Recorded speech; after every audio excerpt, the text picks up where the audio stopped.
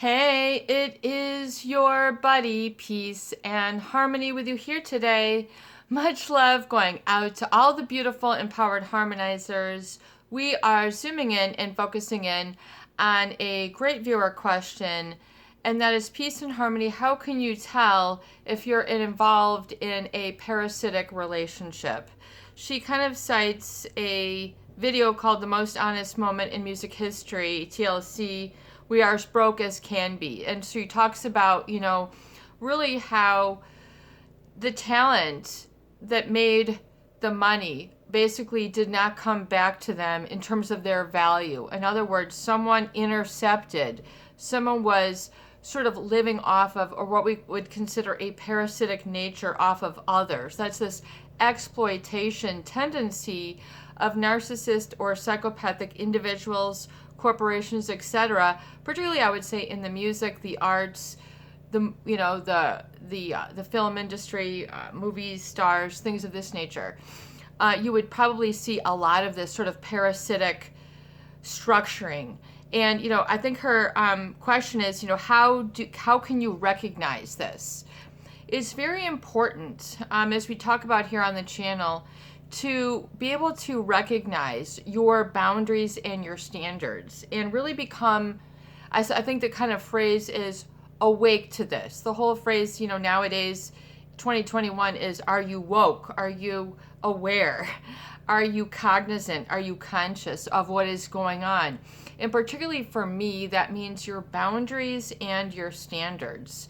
And that sort of energy that is coupled with not only your survival, but thriving, and then sort of that forward moving energy. So like if you're following a dream, a vision, a mission, how can you make sure that you aren't cut off from that you aren't exploited, that you aren't misdirected, misinformed, or really sort of giving away a lot of your power, energy, and value to others who will not acknowledge and appreciate it and engage in that fair reciprocity.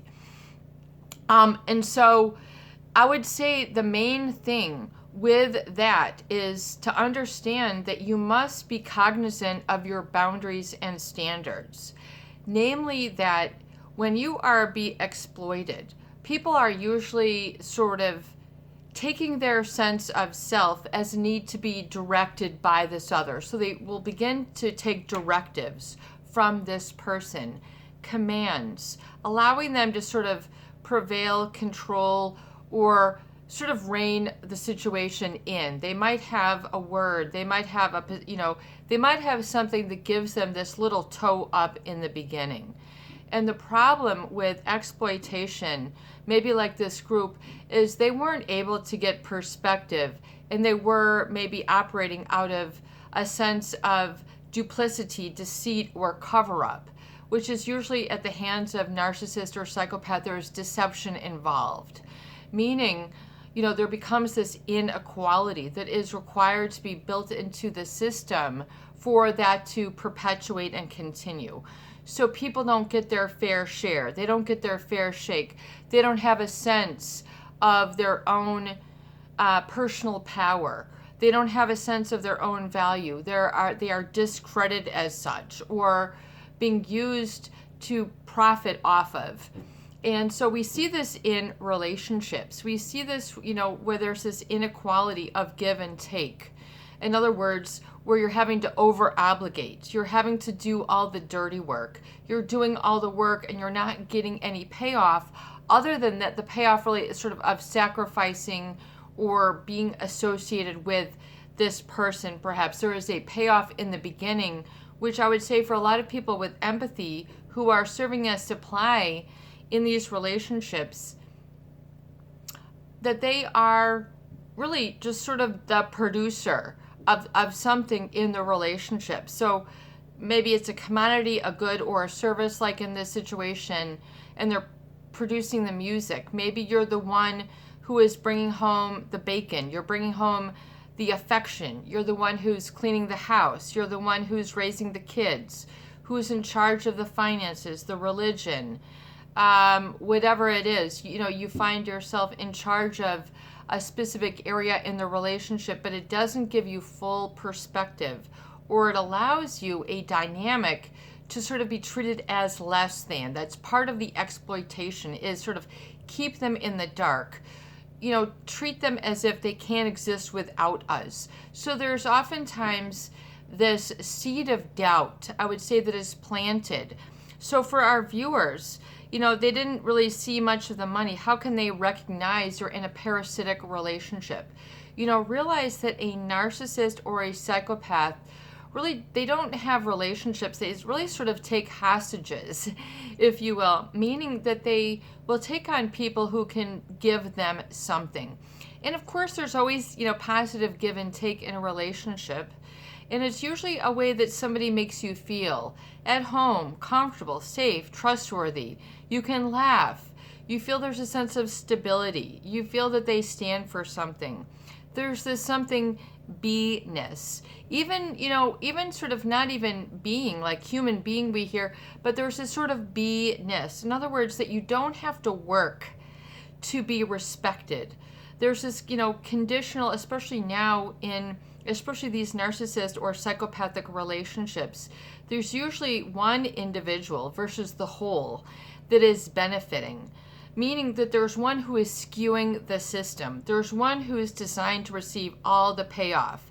Everything is slanted in their direction, if you will. It's kind of like there's a seesaw, and everything is just going to fall in their lap. In other words, the narcissist has this entitlement, grandiosity, and then the psychopath, really, who designs and who has a very cerebral and pre-calculated, premeditated sort of outcome that they are looking for, that they want. So whether it's in business or relationships, business dealings, personal dealings, they are very parasitic. In fact, they're, I would say, only and exclusively parasitic, meaning that they don't really have relationships. They really only sort of latch onto or have the front as if they're in a relationship with someone that they latch onto or cling onto, or will perpetuate a cycle where this individual is giving them something that they want to hear. So like in this situation, telling them what they want to hear. This is the promise. This is, and so this person feels very safe and they don't want to leave, or look elsewhere. They can become very addicted. They become very oppressed. They can't really sort of see like over the wall, if you will. What was that comic back in the day where, there was that little guy over with his hands, in other words, you don't ever get to see beyond. You don't ever get to have those cliffhanger moments where you're hanging on by the finger or by the toe grab and you're like, I think that there's something more than this, or I feel that I deserve more. I feel that there's something on the tip of my tongue, that something should be different. Something should feel better. Something should feel safer. Something should feel more reciprocal. So these gut instincts, these gut feelings are when you're on to the parasitic. And you have to realize and get perspective, what I say really basically, which is the ability to think about what you're thinking about, especially in the moment. Meaning when someone is being treated as a parasitic nature and a certain behavior, mindset, not calling out. So sometimes it can be even not what you are doing, but what you're not doing, that then becomes enabling to the situation.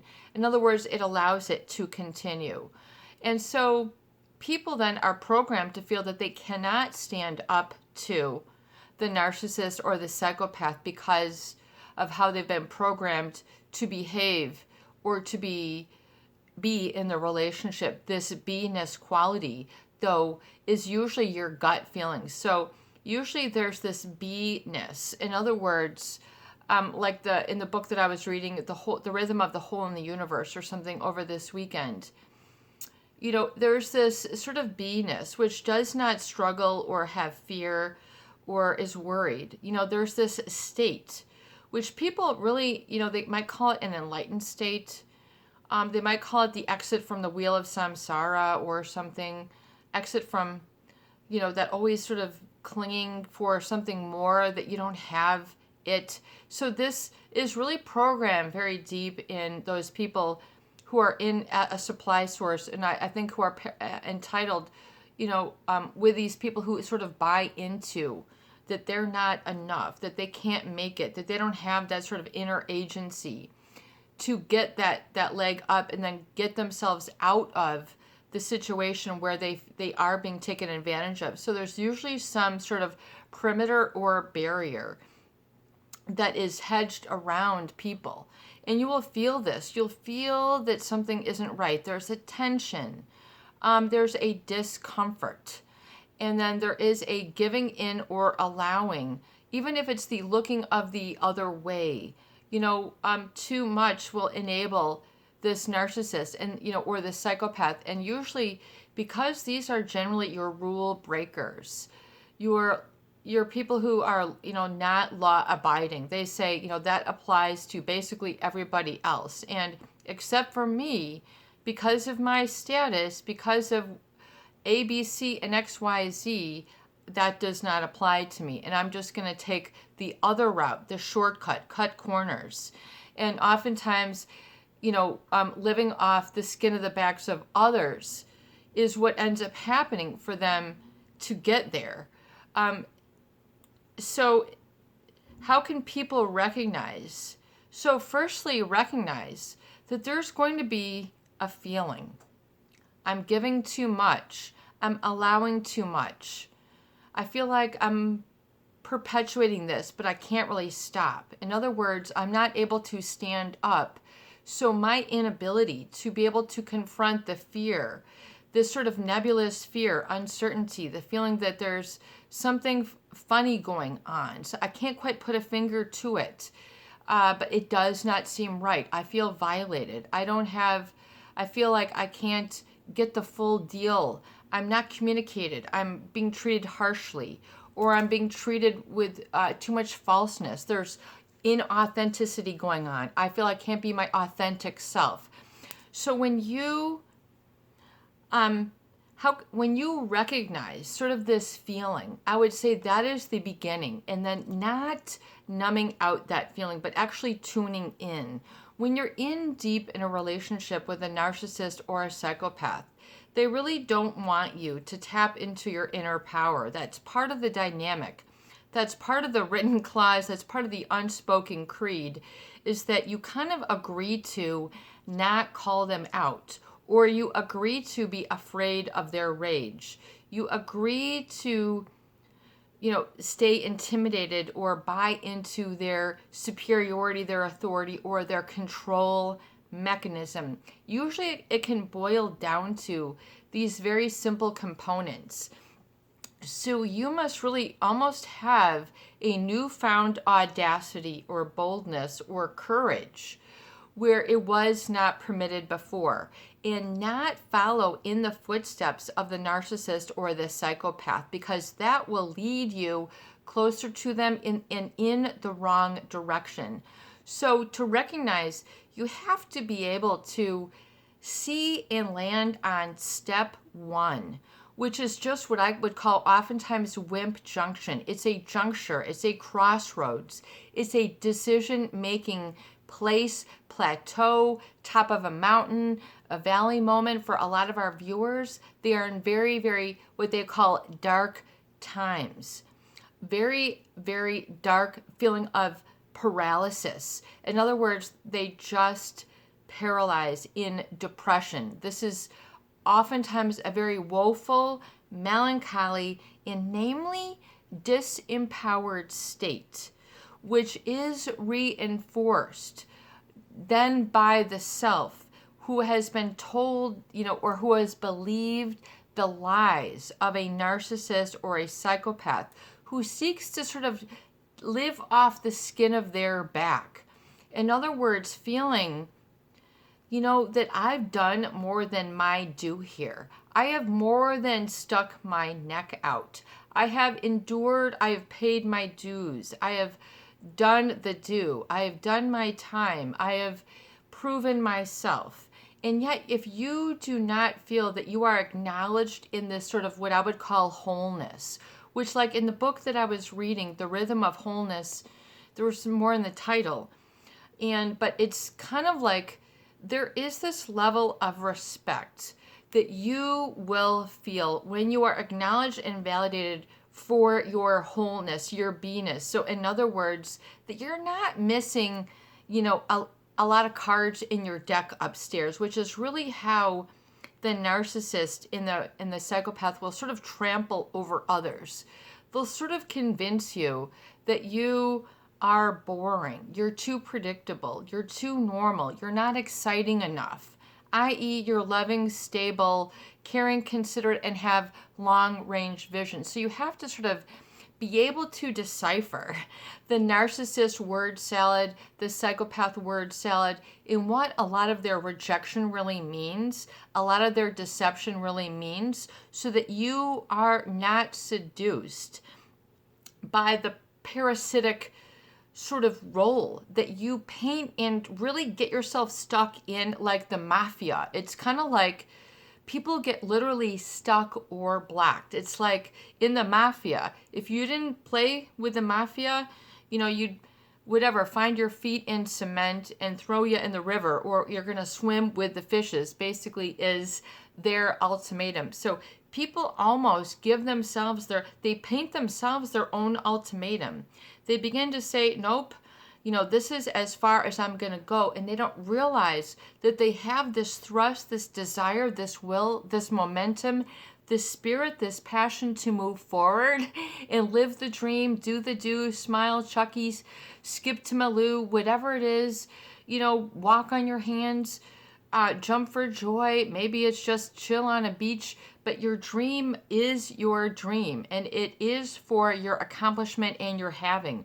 But it's the have-not pool of never me, the have-not, the defining yourself by the negative validation that is sort of cemented in. I mean, cement, like as in you can't pick it up. You feel a resistance. There's an emotional resistance. So there's a will and then a met of defeat that requires sort of this parasitic. So you must understand, and I've done videos about this previously. I've got my fleece on here. It's freezing, by the way. I mean, we are in for like 12 inches of snow, y'all. But anyway, on top of what we already have. So it's just like we are barricaded in.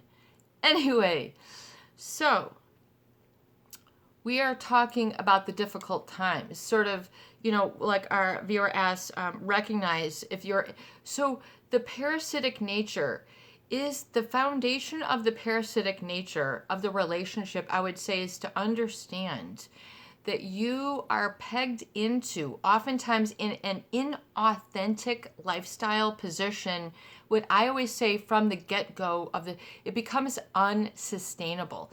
Like we talk about going green, saving water, biodegradable straws, like Dunkin' Donuts just started 120 million of biodegradable straws to, so we're talking about like caring for the planet.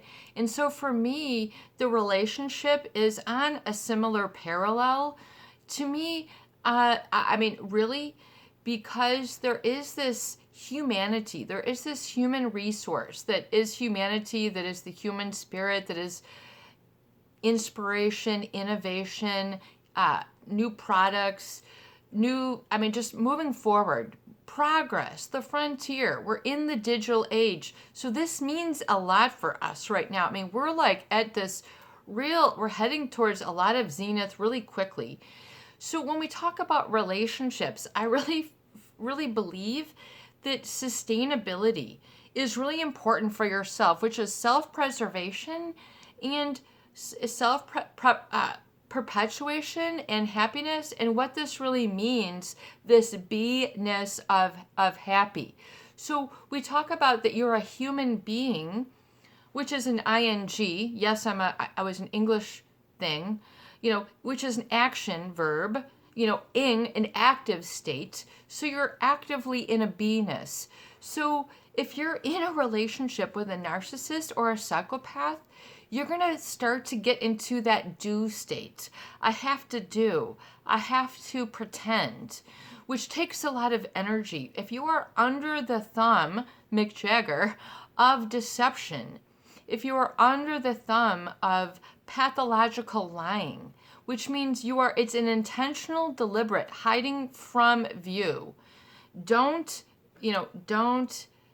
It's all about, and then keeping you in a smaller, disempowered state, like our little guy who can't see over the wall. This is really what parasitic is, meaning that they are a parasitic lifestyle is what a psychopath. So they have to take supply. They live by a persona, a mask, which implies deception and duplicity. And it is very cerebral in nature. It is not heartfelt, emotion-centered, attachment bond we're in it together. It's the two of us. We can make it if we try, just the two of us, you and I. There is not that reflection of wholeness. There is not that respect in that straightforward relationship with a narcissist or a psychopath. They are living by a facade, a persona, and not like the Jungian archetype. We're talking about a persona that is a mask, a facade, like as a building. In other words, what you see is a front, and once you get behind the curtain, behind the day-to-day, behind the routine, you get a different internal, you get a different archetype. It might have looked like a palace on the outside, but when you get in, it gets very, very dark. Like our viewer said, there becomes something very dark times, troubling, hits you in the gut, hits you in the heart, hits you in the jugular, the aorta, the appetite, the will to live. I mean, we're talking about some really profound stuff here. The will to live, becoming very troubling, being angered to the point of aggression towards self. This is not fun. This is not pleasant. This is the outcome of being treated as if you are nothing more than an obstacle, or you need something from me. In other words, they are unable to acknowledge and validate what you are giving, contributing, who you are in the essence of your wholeness. Your wholeness, meaning that you're good enough, period. You do not have to do, be, become, adjust, just period, just as. We're talking about from an essential standpoint. When we throw around that word right now, especially as we're dealing with a pandemic, essence. What does this really mean for you in healing and not being treated as a parasite? What does your essence tell you? We're talking about really going to the get-go before even your gut feeling, because your gut is going to be hit, injured, wounded, and you're going to have like a barricade. You're going to have woundedness, which is going to cause you to not go too far, or you're going to be only seeing the facade, the painted sunsets, the painted sunrises that are false and in not quality paints of the true rendition of true happiness. So that essence, which is like the greatest, most exciting pigment of all, if you will, in the tool master's toolbox of our creator, who's got like the best panorama of them all that no narcissist or psychopath can compare with, that will imbue and sustain your relationship when there is true love, true connection, true validation, and respect. So this essence really is what is endangered. This human essence of wholeness is what I feel is like endangered and problematic for when people find themselves unable to take care of self, to not support self emotionally, financially, intellectually. So it is usually because part of this has been toyed with a wrench, a monkey hammer that you don't got the screw to get out of. So the narcissist and the psychopath, by virtue of their personality types. They have a whole set of different screw you over tools that you don't have the wrench, the tweezers, the goggles to get out, if you will. They're play dirty. They'll play through deception. Yeah, you didn't see this part of the contract. You didn't see the fact that I have from 2 a.m. to 4 a.m. to go to the bars and go to the porno or go to the other competitor or whatever it is. You know, they have all these other substrates of double standards written just like probably into that record business deal. I mean, but if you personally find yourself, realize that the parasitic nature means that basically they are living off of you as a host. So you are and usually meaning that they're living off of you in some way. And even if you don't have the keys to the kingdom, there is something else. In other words, even if you're at their house, their playground, there's something that you are giving: attention, a back scratch, the world's greatest omelet, the best juicer, the best foot rub. There's something that you are giving that they are decoying out of. So you have to realize, no, I want the real, the raw, the truth.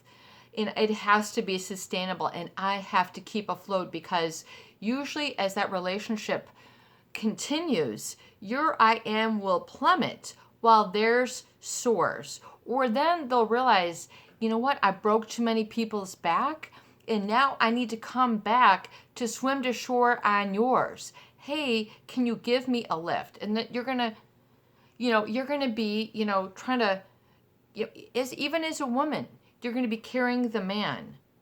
I mean, it becomes important for you to acknowledge and validate what are your proper and realistic expectations for the relationship, and then holding the other accountable. Always volcanic, man. We're dealing with emotional lava right now, peace and harmony. If I even put so much as my toe in there, my big toe is going to get singed off, and I can't go there, peace and harmony.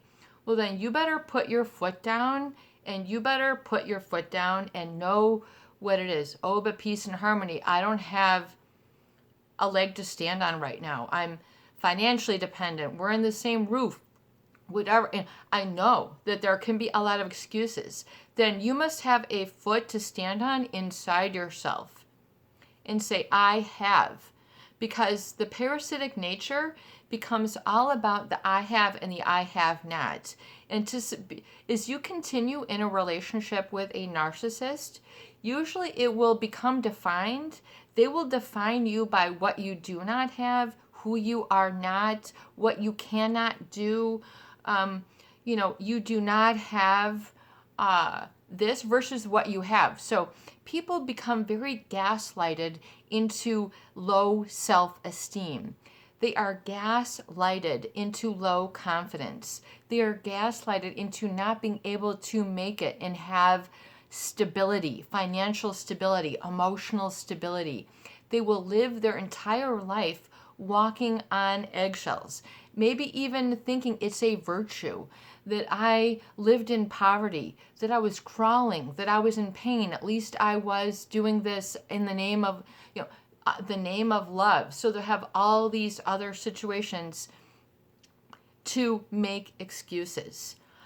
Parasitic, in other words, people then allow a parasitic relationship to continue if you do not feel that you are enough. In other words, you must feel that you must give something to this person in order to keep the relationship going.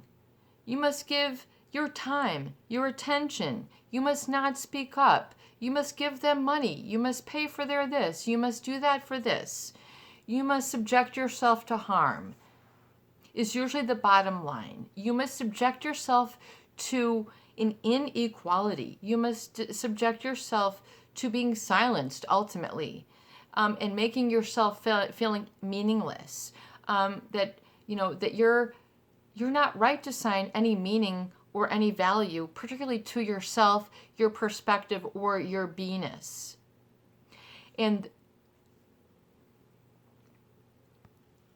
then this is really where the parasitic, in other words, people begin to feel, they buy into the fact that they must give themselves away in order to be in this relationship, for else they will be left.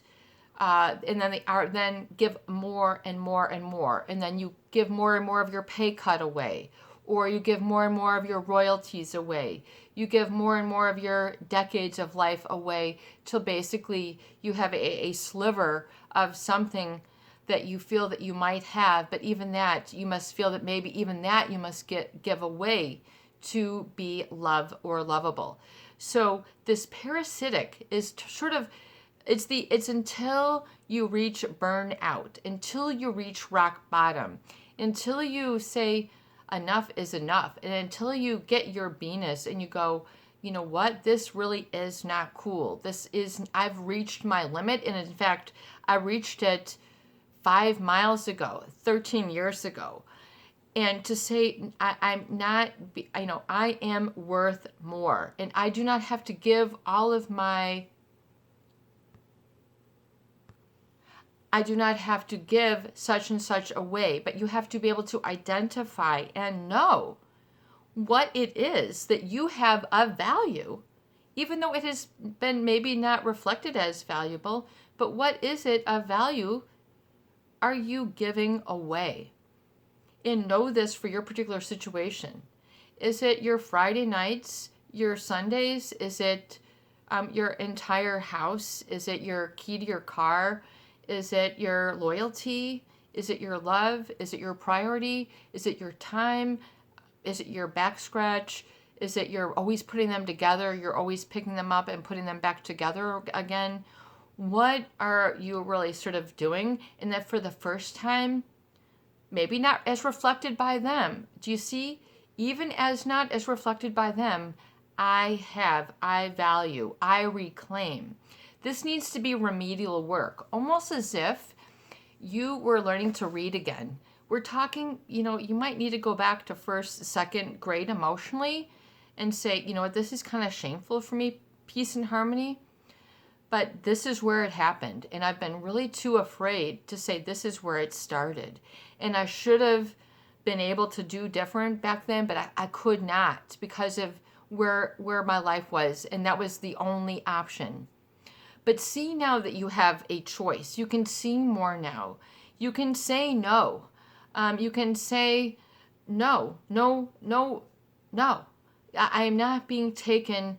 I'm not, your internal resource is valuable. Find out what that is and protect it and assign a value. Not only a monetary, but a respect and treatment level.